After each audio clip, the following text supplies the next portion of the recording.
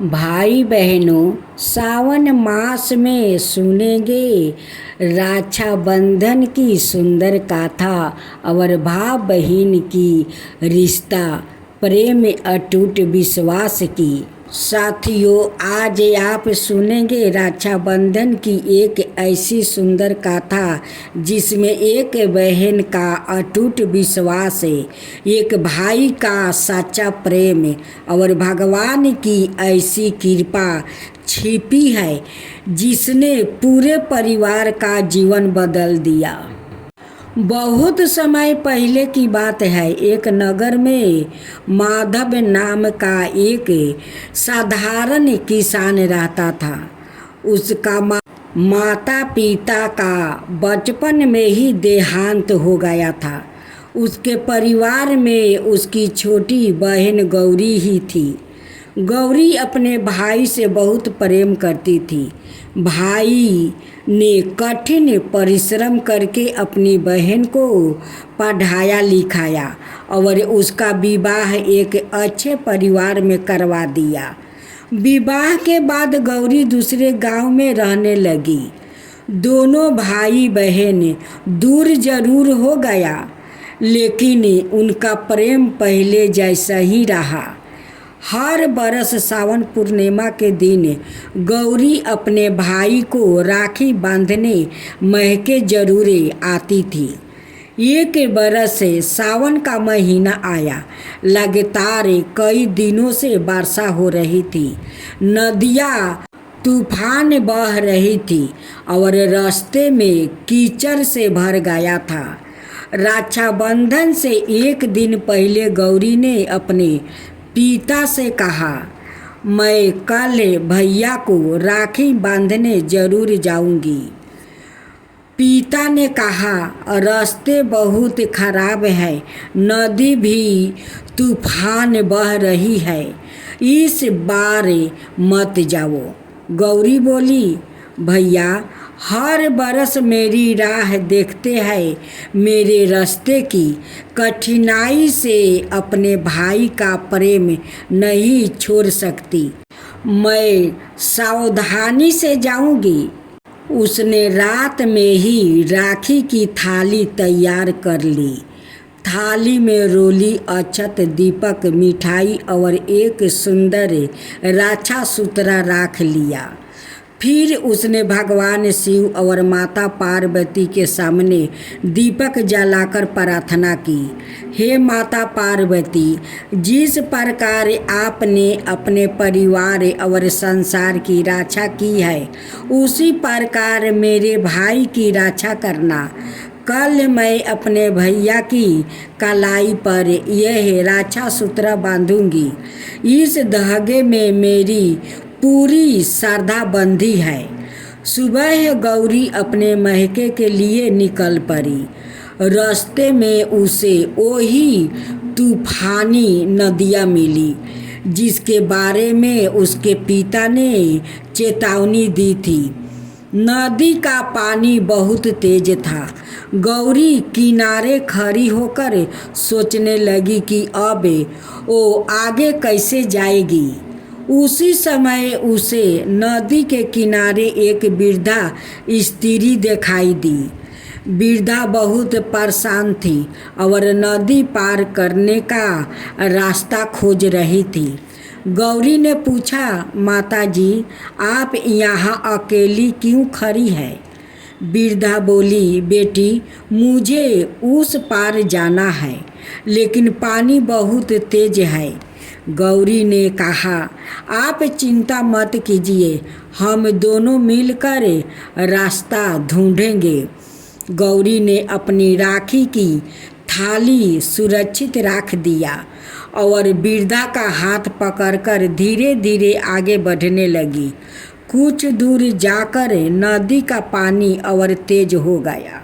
गौरी ने मन ही मन भगवान को याद किया, हे भगवान, मेरी परीक्षा मत लेना, मुझे अपनी बहन होने का धर्म निभाने दो। तभी अचानक पानी का बहाव कुछ धीमा हो गया। दोनों सुरक्षित नदी पार कर गई। दूसरे किनारे पहुँचते ही वृद्धा ने गौरी के सिर पर हाथ रखकर कहा, बेटी, तुम्हारा भाई बहुत भाग्यशाली है। तुम्हारे जैसी बहन हर किसी को नहीं मिलती। गौरी ने मुस्कुरा कर कहा, माताजी, भाई की रक्षा के लिए बहन कुछ भी कर सकती है। वृद्धा ने कहा, आज तुम अपने भाई को राखी बांधोगी, लेकिन याद रखना, जिस रक्षा सूत्र में सच्चा प्रेम हो उसकी रक्षा सवाई भगवान करते हैं। गौरी ने वृद्धा को प्रणाम किया और आगे चल पड़ी। जब वो अपने महके पहुंची तो उसका भाई माधव दरवाजे पर बैठा हुआ था, उसकी राह देख रहा था। बहन को देखते ही वह दौड़ कर आया और बोला, बहना, मुझे विश्वास था कि तुम जरूर आओगी। गौरी ने हंसकर कही, भैया, आपकी कलाई पर राखी बांधने के लिए मैं चाहे कितनी भी दूर क्यों ना रहूं, आऊंगी जरूर। फिर उसने भाई को चौकी पर बैठाई, रोली से तिलक लगाई, अक्षत चढ़ाई, दीपक से आरती उतारी और भगवान का नाम लेकर भाई की कलाई पर राखी बांध दिया। राखी बांधते समय गौरी की आंखों में आंसू आ गई। उसने कहा, भैया, मैं भगवान से बस यही मांगती हूँ कि आपकी ज़िंदगी में कभी कोई बड़ा संकट ना आए। माधव ने बहन के सिर पर हाथ रखा और बोला, मैं भगवान से यही मांगता हूँ कि मेरी बहन हमेशा खुश रहे। दोनों भाई बहन ने एक दूसरे को मिठाई खिलाए, लेकिन उसी समय गांव में अचानक खबर आई कि माधव जिस खेत में काम करता था उसके पास ही पहाड़ी पर भारी बारिश के कारण बह कर चला गया। माधव तुरंत गांव वालों की सहायता करने वहां चला गया। गौरी ने उसे रोकते हुए कहा, भैया, आज ही तो मैंने आपको राखी बांधी है, आप वहां मत जाइए। माधव बोला, बहना, गांव के कई गांव वहां फंसे हैं, अगर मैं उसकी सहायता कर सकता हूं तो मुझे जाना ही होगा। गौरी ने उसकी कलाई की राखी को देखा और कहा, ठीक है भैया, लेकिन भगवान का नाम लेकर जाना। माधव वहां पहुंचा और लोगों को सुरक्षित स्थान पर पहुंचाने लगा।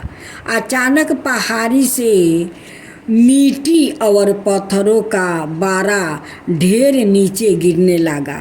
माधव ने कई लोगों को धक्का देकर सुरक्षित कर दिया, लेकिन खुद एक बड़े पत्थर के नीचे वो फंस गया। गांव वालों ने बहुत प्रयास किया, लेकिन पत्थर हट नहीं रहा था।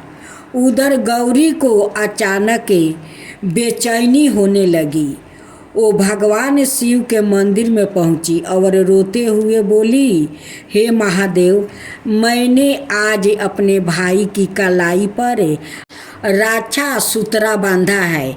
अगर मेरे प्रेम में सच्चाई है तो मेरे भाई की रक्षा करना।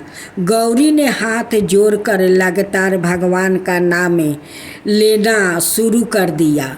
उसी समय मंदिर की घंटी अपने आप बजने लगी। उधर घटना स्थल पर अचानक तेज वर्षा रुक गया। गांव वालों ने फिर से प्रयास किया और इस बार पत्थर थोड़ा टकस गया। माधव को बाहर निकाल लिया गया। वह घायल था, लेकिन उसकी जान बच गई थी। जब माधव को घर लाया गया तो गौरी दौड़ कर उसके पास पहुंची। भाई की कलाई पर राखी अभी भी बंधी हुई थी। गौरी ने राखी को देखकर कहा, भैया देखिए, यह धागा नहीं टूटा है। माधव मुस्कुराकर बोला, बहना, धागा कैसा टूटता, इसमें तुम्हारा प्रेम है और भगवान का आशीर्वाद बांधा है। उसी रात गौरी को सपना में वही वृद्धा स्त्री दिखाई दी जिसे वह नदी के किनारे मिली थी।